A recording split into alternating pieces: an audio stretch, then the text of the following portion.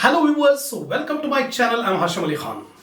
In this video, I'm going to explain you an important law in production analysis, that is law of variable proportion or law of diminishing returns. This law of variable proportion is very important. Almost in every examination they will ask the question regarding the law of variable proportion. So I'm going to explain you in detail with the help of diagram, with the help of graph. So watch the video till the end to get the complete command. Last video I have explained you about what is production, what are the factors of production, what is production function, and what are the differences between short-term production function and long-term production function. So if you want the complete command, watch the first video on production analysis, then you come to this video. So go to the playlist of my channel, select the subject business economics, select the videos of production analysis, be perfect regarding the meaning and factors, then only you can understand this law of variable proportion. So before explaining the law, take the screenshot of the points which I have written on the board, then I'll explain the complete law of variable proportions.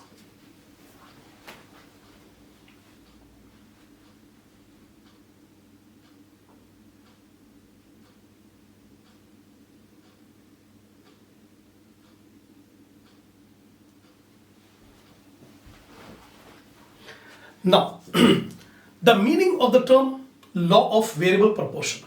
According to law of variable proportion, as more and more units of variable factors are combined with the same quantity of fixed factors, then total product first increases at an increasing rate and then increases at a decreasing rate, and finally it starts diminishing. So what does it mean? There are two types of factors of production: fixed factors and variable factors. So if you slowly increase the variable factors of production, keeping constant the other fixed factors of production, so what will happen to the output? What is the effect when variable factors of production are increasing gradually on the total output? So the law of variable proportion says, in the initial stage, in the first stage, as we go on increasing the variable factor of production, the output will increase at an increasing rate, at a higher rate.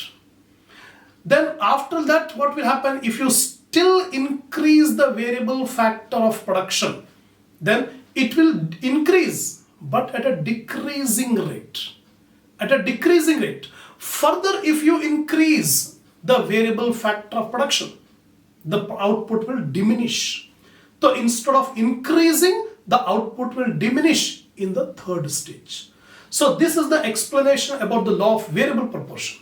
So keeping the fixed factors of production constant, only variable factors of production, if we go on increasing gradually, then output will first increase at a higher rate.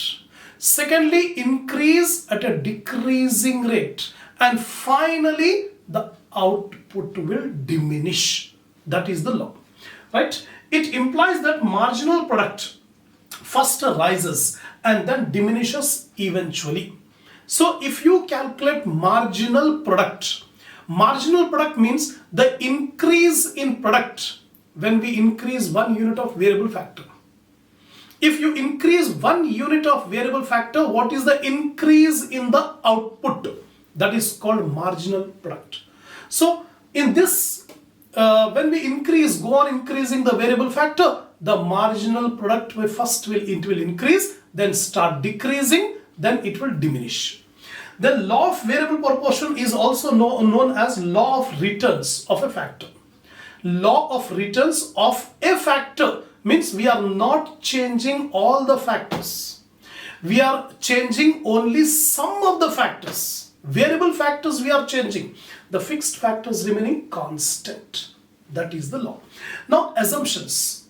It is a short-term concept. One more thing you have to remember. this law of variable proportion will be applied only in the short run. It's a short run concept because in the long run we can be able to change all the factors.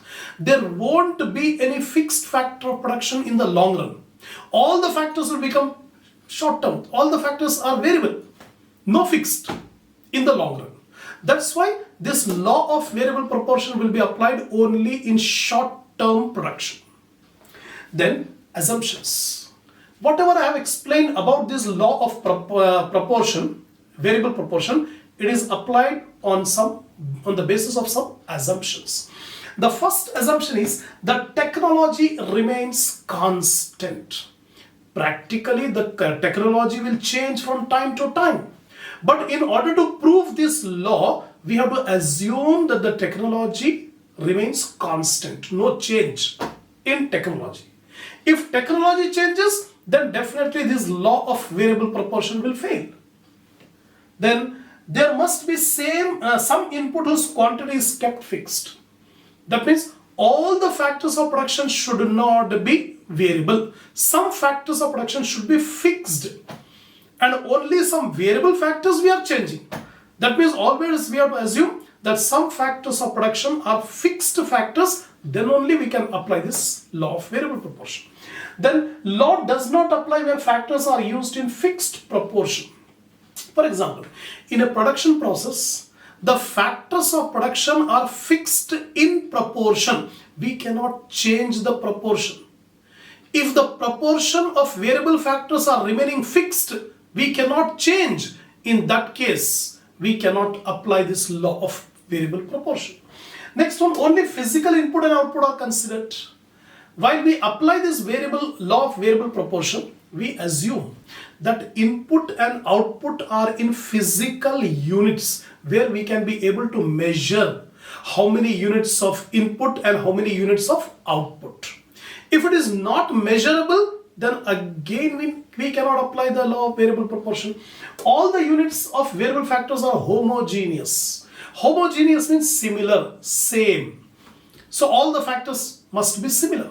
So on the basis of these assumptions, the law of variable proportion says when we increase the variable factors of production keeping other factors of production constant, then output will first increase at an increasing rate, then secondly it will increase at a decreasing rate, and lastly the output will diminish. That's all. Now, law of variable proportion can be explained as follows. It has 3 stages. By taking an example, practical example, we can be able to understand better the law of variable proportion. Here in this case, labor. One of the variable factor of production I am considering labor. Keeping all other factors of production constant, only labor I am changing. I want to see what is the effect of change in output when I change the labor. So here I have opened the column labor. TP stands for total product. AP stands for average product. MP stands for marginal product. Now, the labor 1, 2, 3, 4, slowly one by one I am increasing the labor and seeing what is the effect on total product, marginal product and average product. For example, 1 unit of labor if I apply, the total product 2 units, then average is also 2, marginal is also 2. Because first 1 labor I am applying, the total product, marginal product, the average product, both are same. All the 3 are same. If I increase the product labor from 1 labor to 2 labors, double. Earlier 1 labor I have applied, 2 units total product, 2 unit average product, 2 unit marginal product. If I increase the labor, 1 more labor, so 2 labor will produce 5 units. 1 labor has produced 2 units. When I make 2 labor, 5 units are produced. So average product, the total product divided by number of units. So how much is the total product? 5. Number of units of labor? 2. So 5 divided by 2, 2.5 is the average product. And marginal product. How much product has increased by increasing 1 unit of labor? When we increase 1 unit of labor, the total product increased from 2 to 5. From 2 to 5, the 3 units are changed. 3 units of product has changed. So here 3, MP3, right? If I further increase the labor from 2 labor to 3 labor, the total product will come to 9. And average product 9 divided by 3 is 3. And how much is the increase in product from 5 units to 9 units? The 4 units have been increased. Now still if I increase the labor from 3 to 4, the total product is 12. And the average product 12 divided by 4 is 3. And how much is the increase in total product from 9 to 12? 3. So you can see here, when the 1 labor, 2 labor, 3 labor, 4 labor, the total product is increasing 2, 5, 9, 12.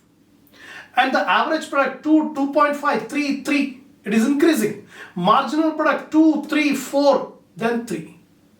Right? If I further increase the labor from 4 labors to 5 labor, the total product increased to 14. Right? Average product 14 divided by 5, 2.8. How much is the increase in total product? 12 to 14. 2 units have been increased. Similarly, if I increase from 5 to 6 labor, the total product 15. 15 divided by 6 is 2.5. And here 14 to 15, 1 unit is the marginal product increase. From 6 to 7, again it will remain same. Total product is same. Even when I increase the labor, the total product is remaining constant, 15. So 15 divided by 7, 2.1. There is no increase. 15, 15, 0 is the marginal product. Further, if I increase the labor from 7 to 8, the total product has declined from 15 to 14. 1 unit decreased in the total product. So 14 divided by 8, 1.7. So 14 minus 15 is minus 1. That means it has decreased, negative.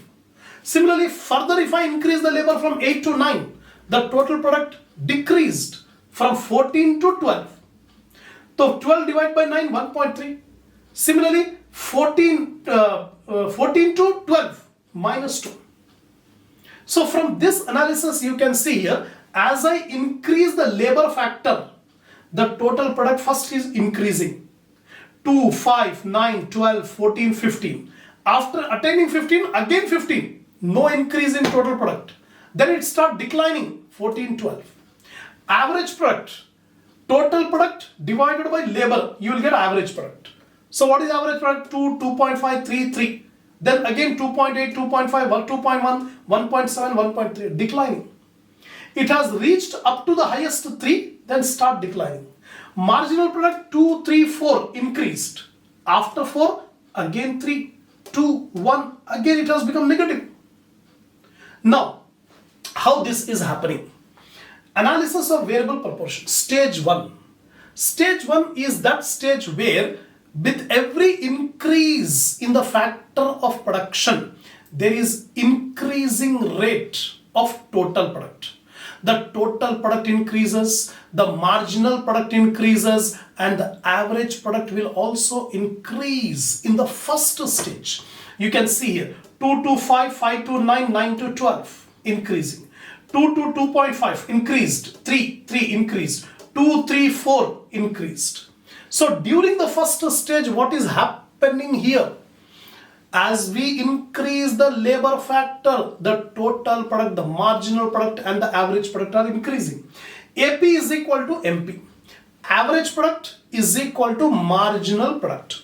So up to here average product 3, marginal product 3. So this is the first stage. This is the first stage where up to AP is equal to MP. Average product is equal to marginal product. This stage is known as stage 1, increasing returns. So AP is maximum. AP, average price, average product is maximum. Then stage 2, law of decreasing return. Here the return starts decreasing. See here, from 3 to 2.8, then 2.5, then 2.1, 1.7, 1.3. Here 2, 1, 0. 0. That means there is no change in the total product. So here MP is equal to 0. So up to this stage where MP is equal to 0, this is the first stage, this is the second stage. So second stage will go up to MP is equal to 0. Marginal product will be 0. Then law of negative returns. Third stage is law of negative returns. Negative returns means where the marginal product will become negative. Here you can see marginal product has become -1, -2. This is the third stage. Right? Now, the explanation of these three stages is as follows. Stage 1, total product increasing at increasing rate.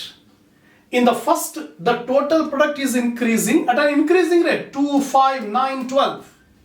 Then marginal product increases and reaches a maximum point. See here, marginal product increasing and attaining a highest point. Then average product increases and reaches at a maximum point. This is happening in the first stage. In the second stage, increasing at a diminishing rate and reaches its maximum point. Here also increasing, but it is going to reach at a highest point of 15 units. After 15 units, it is decreasing. So decreases and becomes 0. Here marginal product decreases and becomes 0. Average product after reaching its maximum point begins to decrease. After reaching 3, it is continuously decreasing. Second stage. Third stage, it begins to fall. In the third stage, the total product begins to fall. 14, 12. From 15, it falls to 14. Then again it falls to 12. Then becomes negative. MP is becoming, marginal product is becoming negative. And continues to diminish. The average product continues to decrease. This is the observation in the three stages. The behavior of output when the varying quantity of one input is combined with fixed quantity of the other can be categorized into three stages. We are changing only one variable factor of production, keeping the other factors of production constant. So how the curves, the curve of total product, marginal product and average product, this is depicted here. Now quantity, here I am taking in this graph, on x-axis I am taking quantity of variable input. Here in our example I have taken the variable input as labor. So labor is the variable input I am taking on x-axis. And y-axis I am taking the quantity of output. Quantity of output. So as we increase the input, the output is also increasing. The output is also increasing. So TP is equal to total product, MP marginal product, AP average product. In the graph, the quantity of variable input is taken on x-axis and the quantity of output is taken on the y-axis. And then TP, MP and AP are measured. The behavior of these three curves is as follows. So what is the behavior of these three curves? First of all, TP curve, total product curve. It's starting from the origin and moving upward. It is reaching at a maximum point here, then it starts declining. It starts declining. This is the total product line. This is the average product line. Average product line starting from the origin and slowly it is increasing, then increasing at a declining rate, then it is decreasing here. Then last MP, marginal product. It is increasing, then start decreasing and becomes negative. That means it is coming below the x-axis, right? Now, TP is equal to TP, total product. It goes on increasing at a point, after that it starts declining. You can see here, the total product line is increasing continuously. After reaching the peak, it is declining. Then AP increases initially and later it declines. AP, this is AP, increasing and later declines. And MP increases initially and then decreases and becomes negative. MP, marginal product, first it is increasing, then declining, then becoming negative. This is an observation from this graph showing the return on of variable proportions. Now the behavior of these three curves is generally divided into three categories. By studying these curves, we can be able to understand three stages are there in production when we increase the variable factor. The first stage, increasing returns. See here, stage 1. All the three, TP is increasing, AP is increasing, MP is also increasing in the first stage. If we increase only 1 unit of variable proportion, the output will increase by 2 units. Secondly, stage 2, decreasing returns. The return will increase but at a lower rate. Slowly it will increase in the second stage. And third stage, negative. That means if we go on increasing the variable factor, instead of increasing, the output will start declining. This will happen in the third stage. Now stage 1, increasing returns. What does it mean? Stage 1 is known as increasing returns because average product of a variable input increases throughout the stage. During the first stage, the average product AP will go on increasing. That's why stage 1 ends where AP curves reaches its maximum value. The AP, average product, reaches the maximum value 3. So this is the highest value. This is the first stage where AP reaches the highest value. Then stage 2, decreasing returns. Stage 2 is known as decreasing stage of diminishing return because both the average product and the marginal product of the variable falls continuously during this stage. So you can see here stage 2. Average product is declining 2.8, 2.5, 2.1. And marginal product, it is also declining 210. So AP and MP both are declining in the second stage. Lastly, third stage, negative returns. In the stage 3, the TP curve declines with an increase in the quantity of the variable output. The TP here. This is the third stage. In third stage, TP, total product, is declining. As a result, the MP of the variable input is negative and MP curve falls below x-axis. Because in the third stage, the total product, instead of increasing, it is decreasing. We are increasing the variable factor of production, but the output is decreasing. That's why the marginal product is becoming negative. It is falling below the x-axis. Stage 3 is also called the stage of negative returns because all the three curves, TP, MP, AP, decline and the MP declines at a negative returns. So we call it as negative return stage because all the three, TP, AP and MP, all the three are decreasing in third stage. So this is the complete explanation of the law of variable proportions or law of diminishing returns. This question is most frequently asked in examination. So watch the video twice, thrice, then only you can be able to understand and you can write in your own words after understanding the law. Inshallah, we will continue the next topic in this production analysis in the next video.